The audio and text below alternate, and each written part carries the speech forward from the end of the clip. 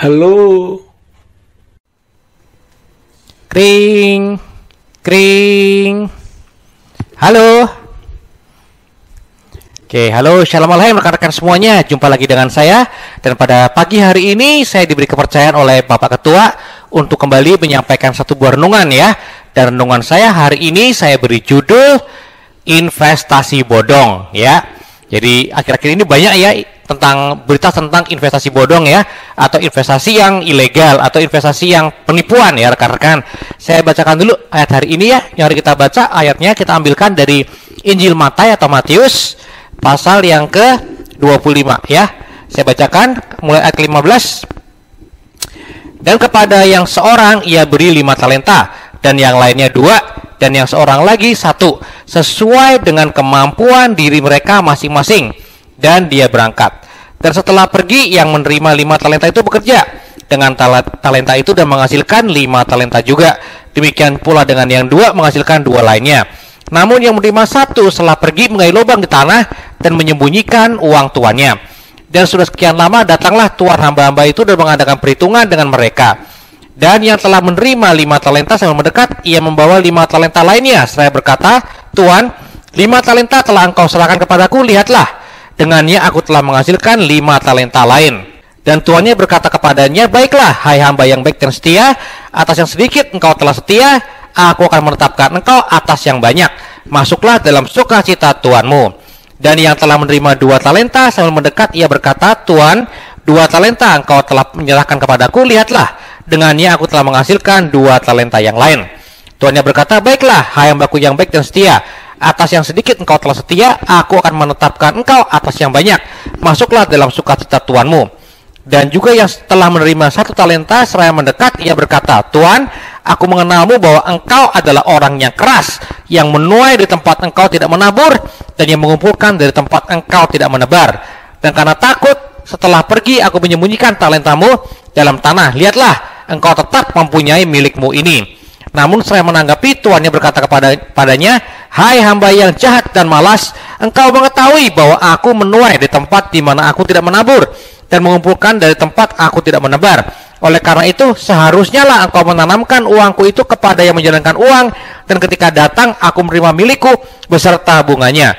Sambil itu, ambillah talenta itu daripadanya, dan serahkanlah kepada yang punya 10 talenta. Sebab kepada setiap orang yang mempunyai dia akan diberi, dan dia akan berkelimpahan. Namun dari orang yang tidak mempunyai, bahkan apa yang dia miliki, hal itu akan diambil daripadanya. Dan campakkanlah hamba yang tidak berguna itu ke dalam kegelapan yang di luar. Di sana akan ada tangis dan kertak gigi. Di sana akan ada tangis dan kertak gigi. Oke, rekan-rekan semuanya, kalau kita membaca tentang kisah di Injil ini sebuah perumpamaan ya rekan-rekan ya. Perumpamaan itu artinya apa? Pasti butuh penafsiran ya rekan-rekan. Tapi kalau kita nggak mau menafsirkan, talenta itu adalah uang ya. Talent itu adalah sebuah mata uang ya, koin. Kalau ada yang bilang koin ya. Nah, jadi rekan-rekan, hari ini sesuai dengan ekspertis saya, bidang saya ngomongin soal koin. Tapi hari ini koin talenta yang telah Elohim kita percayakan kepada kita. Nah rekan-rekan, saya hari ini mau bicara soal investasi bodong. Saya tahu ada orang-orang yang saat ini orang-orang jahat ya, yang menawarkan investasi bodong. Kenapa? Karena pandemi ini banyak orang tahu orang nggak bisa bekerja secara aktif, nggak boleh ketemu orang. Akibatnya apa? Nggak bisa untuk prospek, nggak bisa untuk closing, ya nggak bisa deal. Jadi banyak orang yang menawarkan investasi. Sayangnya banyak dari antaranya yang investasi bohong ya, investasi bodong atau investasi yang palsu, penipuan ya rekan-rekan. Yang asli juga ada, tapi banyak yang palsu rekan-rekan. Nah, kalau kita menginvestasikan uang kita ke dalam investasi palsu, misalnya apa? Robot trading ya, itu kelihatannya enak banget ya. Kita tinggal taruh uang, kalau kita ngopi aja secara otomatis, kita ngopi cara tradingnya orang-orang yang udah sukses ya, orang-orang jago. Kita copy doang rekan-rekan, otomatis lagi ya. Kita nggak perlu ngapa-ngapain, cuman softwarenya atau ada program komputer yang otomatis akan mengcopy bagaimana orang lain melakukan trading atau jual beli ya. Nah rekan-rekan, ini banyak sekali yang ternyata robot tradingnya itu ternyata bohongan ya, alias cuma penipuan aja. Ada yang nggak benar-benar trading, ternyata judi juga ada ya.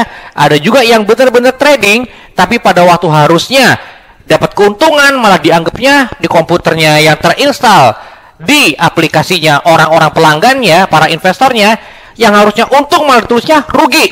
Akibatnya apa? Banyak orang yang kehilangan uangnya. Bahkan ada satu perusahaan yang berhasil membangkrutkan ya 1 triliun rupiah uang investornya ya dalam 1 detik ya rekan-rekan. 1T hilang, dibangkrutkan. Kenapa? Karena robot trading palsu rekan-rekan, atau robot trading yang penipuan. Nah, banyak orang-orang yang menawarkan investasi yang bodong ya, atau investasi yang bohongan, tipuan.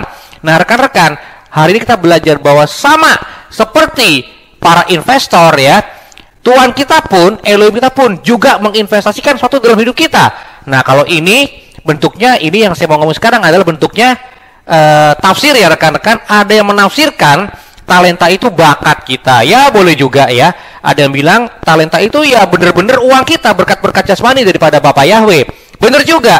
Tapi yang penting apa rekan-rekan? Anda mau pikir ini uang, Anda mau pikir ini talenta, atau apapun juga lah rekan-rekan ya. Kemampuan kita untuk melayani Tuhan, untuk kita berguna bagi orang lain, untuk berguna bagi gereja, atau apapun juga rekan-rekan. Atau waktu kita, boleh, itu kan tafsir ya. Tapi intinya rekan-rekan, semua orang, tuliskan tadi di ayat 15, semua hamba-hamba Tuhan, atau hamba-hamba Tuhan ini ya, ini cuma Tuhan ya kalau perumpamaan. Tapi kalau saya tafsirkan, Tuhan juga memberikan pada kita talenta atau modal ya rekan-rekannya, modal sesuai dengan kemampuan kita. Nah rekan-rekan, oleh karena itu yang ingin Tuhan dapatkan adalah apa? Profit, ada untungnya dong, karena udah memberkati kita ya dengan modal awal kita ya, sebagaimanapun dikitnya. Di sini dikatakan ya, di perumpamaan ini nggak ada yang banyak ya. Tuhannya berkata sedikit ya. 5 talenta pun dikatakan apa? Setiap dalam hal yang sedikit. Jadi 5 talenta pun sedikit. Jadi kalau Anda punya kekayaan jasmani, Anda punya bakat-bakat, orang bilang Anda bakatnya luar biasa, hebat banget ya, banyak bakatnya. Tapi ingat, buat Bapak Yahweh, buat Elohim kita itu sedikit ya. Jadi nggak layak untuk kita sombongkan. Kekayaan jasmani pun rekan-rekan, berkat-berkat jasmani pun yang telah Tuhan berikan pada kita, itu pun rekan-rekan, bagi Tuhan itu dikit.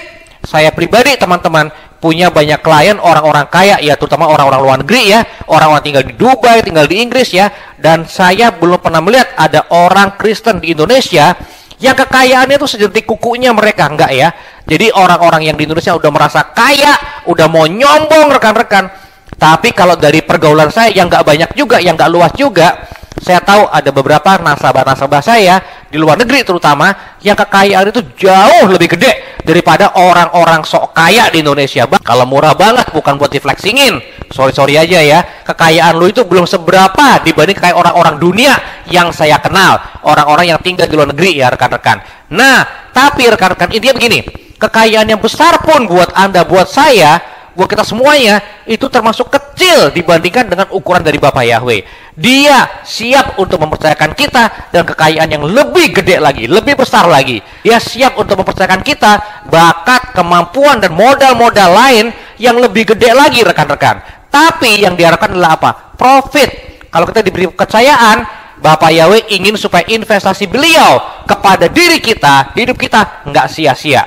Jadi hari ini saya ingin menguatkan rekan-rekan semuanya ya, bahwa hari ini Bapak surga kita juga ingin ada profit. Jangan sampai kita menjadi investasi bodong ya. Tuhan udah percayakan pada kita suatu talenta, seberapapun besarnya atau kecilnya nggak masalah. Tapi Tuhan udah percayakan pada kita suatu talenta, modal awal, yuk kita kembangkan ya.